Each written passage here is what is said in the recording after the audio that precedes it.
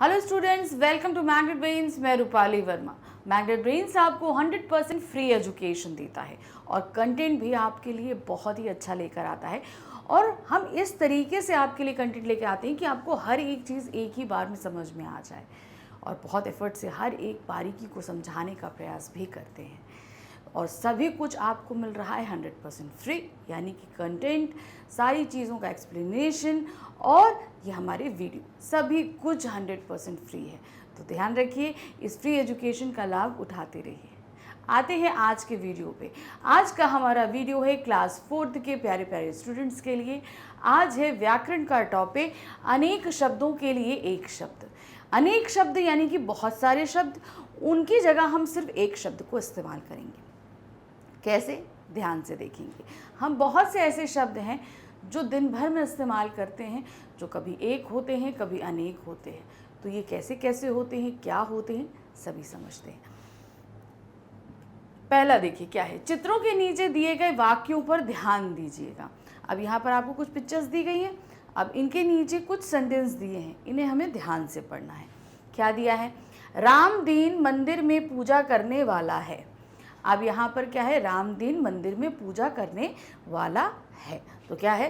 रामदीन पुजारी है। अब देखिए यहाँ पर क्या है, इतने सारे शब्द, मंदिर में पूजा करने वाला, उसको हम क्या बोलेंगे एक शब्द में? पुजारी। तो कितने सारे शब्दों के लिए हमने क्या इस्तेमाल किया? एक शब्द इस्तेमाल किया। फिर आगे क्या है? दयानंद पढ़ा लिखा नहीं है। अब जो व्यक्ति पढ़ा लिखा नहीं होता, अब कितने सारे शब्द हैं, पढ़ा लिखा नहीं होता, उसके लिए हम एक शब्द का इस्तेमाल करेंगे। क्या है? दयानंद अनपढ़ है। तो यहाँ पर देखिए, पढ़ा लिखा नहीं के लिए हमने सिर्फ एक शब्द अनपढ़ इस्तेमाल किया। तो इसी तरीके से बहुत सारे होते हैं जो हमारे अनेक शब्दों के लिए हम एक इस्तेमाल करते हैं। देखिए यहाँ पर क्या है, अमेरिका में गगन को चूमने वाली इमारतें हैं। गगन को चूमने वाली इमारतें यानी कि बहुत ऊंची ऊंची इमारतें। अब गगन को चूमने वाली के लिए हम एक क्या बनाएंगे? देखिए क्या है, अमेरिका में गगनचुंबी इमारतें हैं, यानी कि बहुत, इनको स्काई स्क्रेपर्स, आप इंग्लिश में स्काई स्क्रेपर्स बोलते हैं ना, बहुत बड़ी बड़ी इमारतें होती हैं, तो बहुत ऊंची होती हैं, इनको क्या बोलते हैं? गगन को चूमने वाली। अब उसी के लिए हम एक शब्द निकालेंगे तो क्या हो जाएगा? गगनचुंबी। फिर आते देखें, ताजमहल देखने योग्य इमारत है। जाहिर सी बात है, आप में से बहुत से बच्चों ने ताजमहल देखा होगा। तो ताजमहल कैसा है? बहुत देखने बहुत सुंदर है ना? तो देखने योग्य इमारत है। अब देखने योग्य के लिए हम क्या लिख सकते हैं? दर्शनीय। ताजमहल दर्शनीय इमारत है, यानी देखने योग्य के लिए हम किस शब्द का इस्तेमाल करेंगे? दर्शनीय का इस्तेमाल करेंगे। ठीक है। अब देखिए क्या दिया है, चित्रों के साथ दिए दोनों वाक्य पढ़ने पर तुम उनके अंतर को जान गए होगे। जब हमने दोनों वाक्य पढ़े तो आप उसके अंतर को समझ गए ना।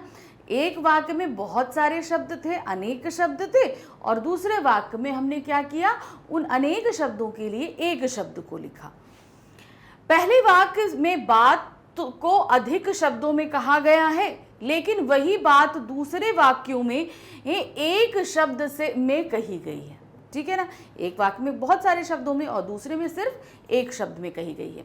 यही कारण है कि दूसरे वाक्य पहले वाक्यों से अधिक अच्छे और प्रभावशाली लग रहे हैं। अब देखिए यहाँ पर क्या हुआ, जैसे हमने बोला क्या है, रामदीन मंदिर में पूजा करने वाला है, और दूसरा रामदीन पुजारी है। तो आपको ज़्यादा अच्छा वाक्य कौन सा लगा? जिसमें कम शब्द हमने इस्तेमाल किए थे, वो ज़्यादा प्रभावशाली शब्द हमको लगे। दूसरे वाक्यों में आए पुजारी, अनपढ़, गगनचुंबी और दर्शनीय शब्द अनेक शब्दों के स्थान पर प्रयुक्त किए गए एक शब्द है, यानी अनेक शब्दों के स्थान पर प्रयोग किया गया एक शब्द है। अब इस अनेक शब्दों के लिए एक शब्द की परिभाषा क्या होती है? ऐसे शब्द जो अनेक शब्दों के स्थान पर प्रयोग में लाए जाते हैं, अनेक शब्दों के लिए एक शब्द कहलाते हैं। यानी कि जो ऐसे शब्द जो अनेक शब्दों के स्थान पर एक ही शब्द प्रयोग होता है, वो कहलाते हैं अनेक शब्दों के लिए एक शब्द। अब ऐसे बहुत सारे शब्द होते हैं, उनको हम देखेंगे। देखिए क्या दिया है, आइए कुछ अनेक शब्दों के लिए एक शब्द को जानिए। क्या दिया है? जल में रहने वाला। अब जो जल में रहता है उसको हम क्या कहते हैं? जलचर, यानी कि जो पानी में, अब इसमें फिश भी आ सकती है, आपके मगरमच्छ भी आ सकते हैं, फ्रॉग भी आपका आता है ना, फ्रॉग भी पानी में ही आता है। बहुत सारी ऐसी चीज़ें होती हैं। तो ये सभी क्या है, जल में रहने वाले जितने प्राणी होते हैं क्या कहलाते हैं, जलचर कहलाते हैं। जिसके मन में दया हो, दयालु, जो बहुत अच्छा दया भाव रखता हो, दूसरों की हेल्प करता हो, तो वो क्या कहलाएगा, दयालु। जिसके मन में डर हो, जिसको डर लगता हो, जिसके मन में डर ना हो, निडर, जिसको बिल्कुल भी डर नहीं लगता, वो क्या हो गया, निडर। जैसे हम लोग अंधेरा हो जाता है तो एकदम से डर जाते हैं ना, लेकिन बहुत से लोग होते हैं, क्योंकि मम्मी देखो ना कैसे अंधेरा लाइट चली जाती है लेकिन तब भी मम्मी डरती नहीं है, और जो है ना टॉर्च तक पहुंच जाती हैं, आपके लिए टॉर्च ले आती हैं। तो मम्मी क्या है, निडर है। पापा कैसे हैं, निडर हैं। वो भी आप अगर अंधेरे में हैं तो पापा बोलते नहीं, जहाँ हो वहीं बैठे रहो, मैं तुम्हारे लिए लाइट ला रहा हूँ, ऐसे बोलते हैं ना। तो मम्मा पापा क्या हो गए, निडर हो गए। जिसके हृदय में दया ना हो, क्या है, निर्दयी। अब देखिए, जिसके मन में दया हो, दयालु, जिसके हृदय में दया ना हो, वो क्या हुआ, निर्दयी। जो कभी न मरे, जो कभी मरता ही नहीं, वो क्या कहलाता है, अमर। जिसके माता पिता ना हो, क्या हुआ, अनाथ। कविता लिखने वाला कवि, देखिए कविता लिखने वाला कवि, कविता लिखने वाली कवयित्री, ठीक है।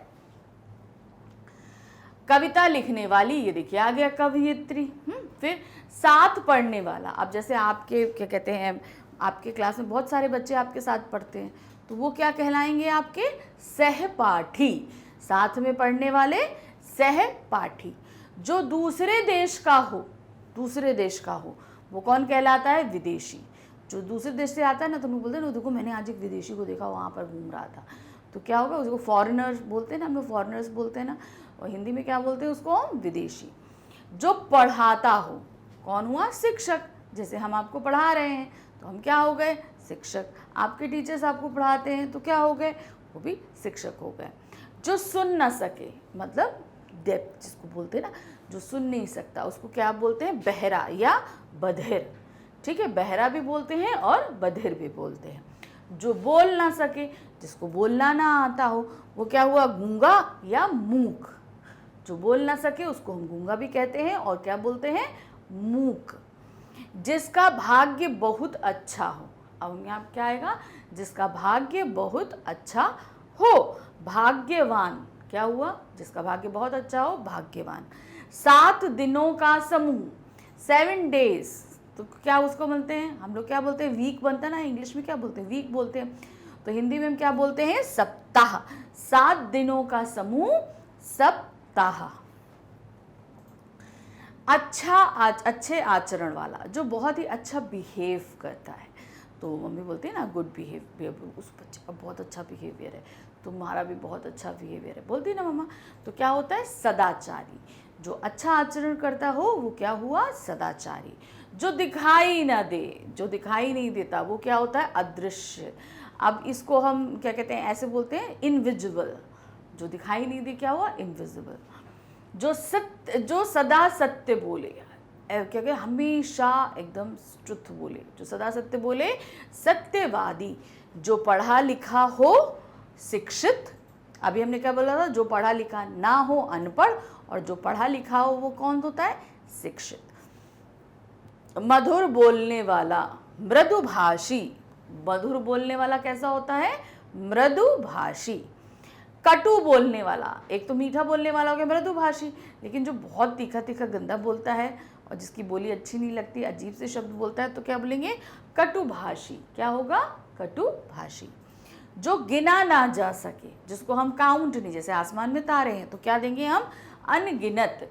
जिसको हम काउंट नहीं कर सकते वो क्या कहलाता है, अनगिनत।